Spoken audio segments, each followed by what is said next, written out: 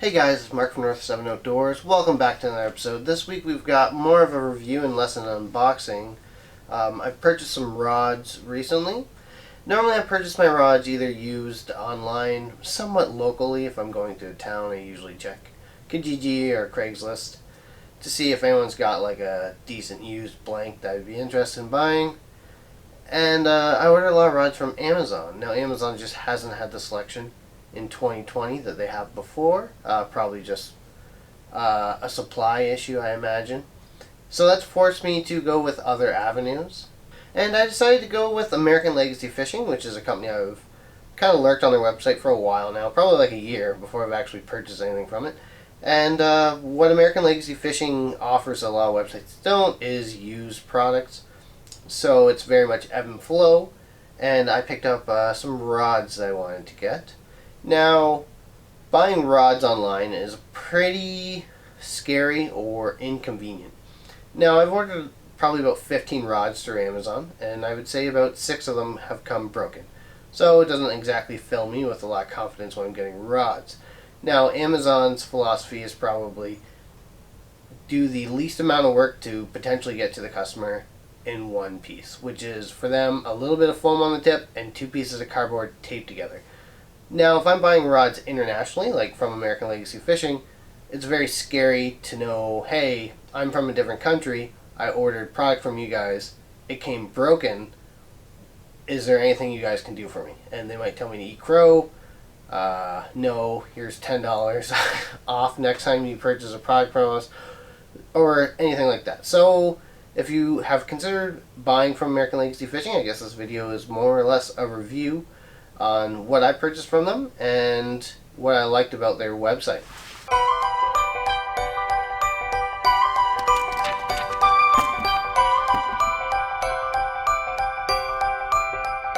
So the first thing I liked about their website is any competent seller is going to send your rods in a rod tube. There we go. They're very firm, stout. Your rods aren't going any place. Like there's no give to this thing. So they sent 2 rods going one way and 1 rod going the other way. All the rods were taped together. All the rods had foam around their tips, and the tips were taped, I would say, minimal amount of work for maximum potential to get to the customer unbroken. I would say still probably 10% of the rods probably come broken, and that's just whatever happens to go down at the courier. But they've certainly tried their best to send their rods to their customers in one piece. So thank you, American Legacy Fishing, for that, because that's always an added bonus to not deal with broken rods. So since I'm buying used rods, their used rods have to become rated with how they see the quality of the rod. So the first rod I got rods from 3 different companies I've always wanted to try, but I've never got around to trying them. So first one is St. Croix. So obviously I've always wanted to try St. Croix Legend. They didn't quite have a Legend because there's ebb and flow there used that I was interested in. So I went with a 610 medium light, extra fast action, and this is specific the Mojo Bass St. Croix drop shot rod. It's rated as excellent condition. I would say excellent to pretty much brand new. There's not even any type of like sun has gotten on these cork. Whoever owned this rod pretty much never used it or took way better care of their stuff than I do. So this was $100 because price is very important. Obviously you're buying used products, so I mean you're pretty concerned about price here. So $100 US. It was my first order, so I got 10% off the entire order. So $90 US. Pretty reasonable. We'll get into price a little bit later at the end results here.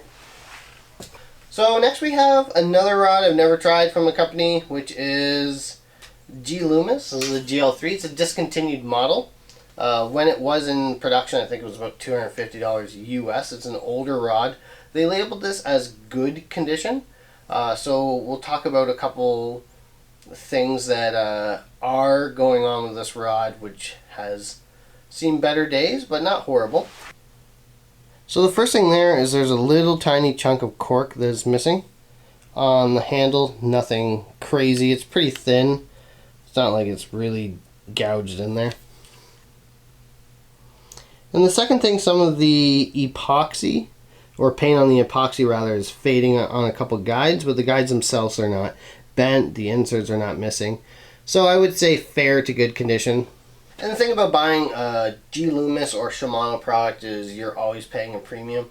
This certainly feels like an older rod. It's a 7-foot medium heavy, extra fast action.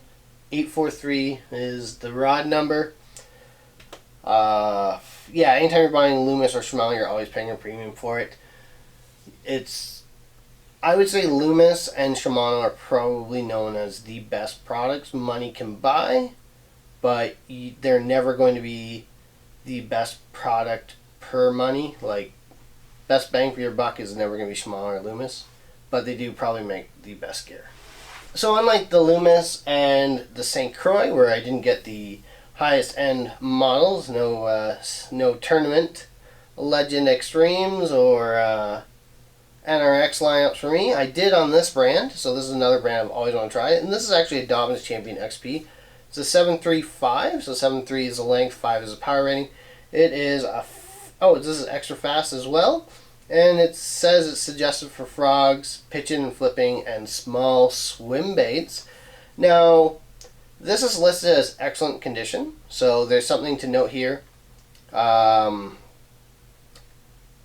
This is pretty good condition. It's definitely been used, but it's definitely it's not as good condition as the St. Croix Mojo Bass, so they do have some flexibility about what is excellent and what's good.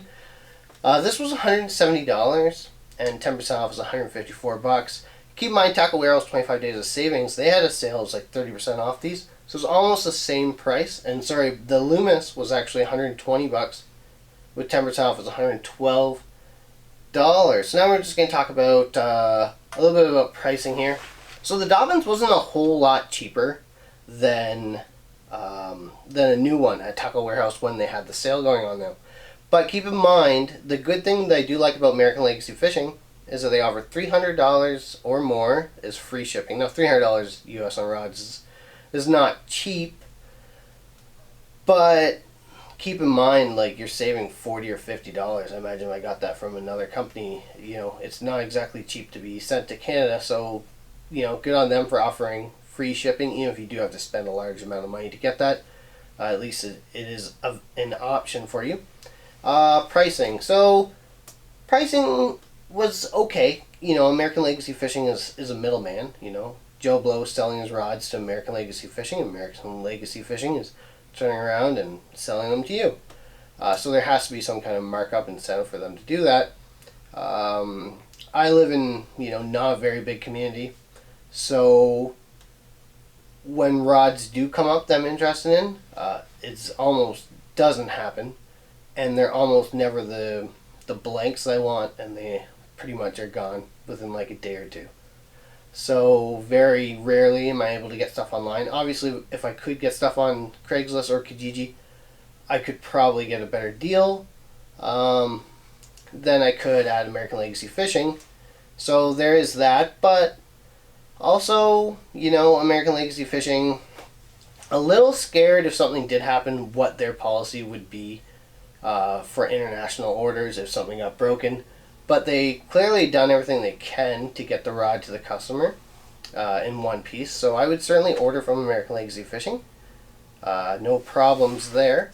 And that's pretty much it. So if you live in Canada, you care about money, you want to buy some used rods online, American Legacy Fishing takes care of their stuff for shipping. Their prices are pretty reasonable. And they offer free shipping, which is huge now. So thank you guys for watching. I'll certainly order and get some reels from them, I think. We'll be taking a break. I really don't do a whole lot of ice fishing. I've spent a large chunk of my life working outside in the winter, and it sucks. So I don't really consider it a joy to be like, I'm working in a cubicle for 40 hours. Now I get to go outside for 10 hours and ice fish. It's like, no, I've spent enough 60-hour weeks in the snow and minus 20 that I don't want to do that crap on my own time. So I don't really ice fish too much. Occasionally, if friends come down and be like, alright, we'll go ice fishing. So I usually just kind of take this time off, but thank you guys for joining the channel. Support, lovely. May do a reel unboxing now that I've got some rods. Might save up some money. Get some used reels from American Legacy Fishing. So thank you guys for watching. Hope this video helped you out if you happen to stumble across it because you want to order stuff from American Legacy Fishing. Thank you guys for watching and take care.